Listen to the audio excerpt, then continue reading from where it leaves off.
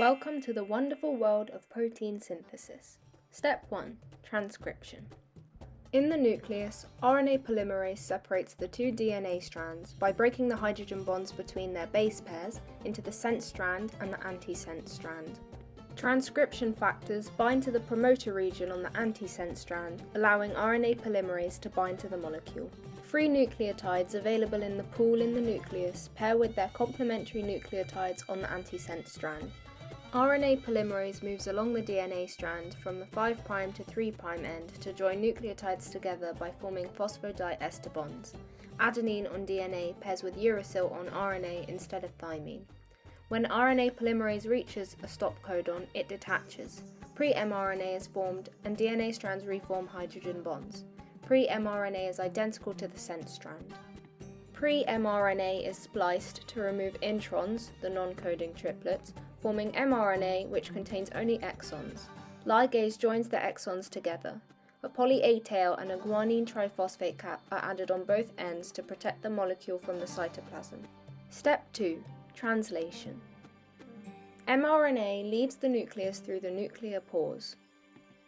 The mRNA template attaches to the small subunit of a ribosome, which attaches to the large subunit. The transfer RNA molecule with the anticodon complementary to the first codon on the mRNA moves to the ribosome and attaches to mRNA in the P site with hydrogen bonds. This tRNA molecule is carrying methionine. The next tRNA molecule, carrying another amino acid, lines up and attaches to the complementary codon in the A site. An enzyme plus ATP form a peptide bond between the adjacent amino acids. The ribosome moves along mRNA. tRNA1 detaches to collect other amino acids. tRNA2 moves to the P site and tRNA3 attaches to mRNA in the A site. Amino acids 2 and 3 join with a peptide bond and the ribosome continues to move along mRNA. Another ribosome attaches to the first codon so multiple ribosomes can use the same mRNA template at the same time, making the same polypeptide simultaneously and quickly. Once the ribosome reaches the stop codon on the mRNA, which doesn't encode an amino acid, the ribosome, tRNA, and mRNA detach from the polypeptide.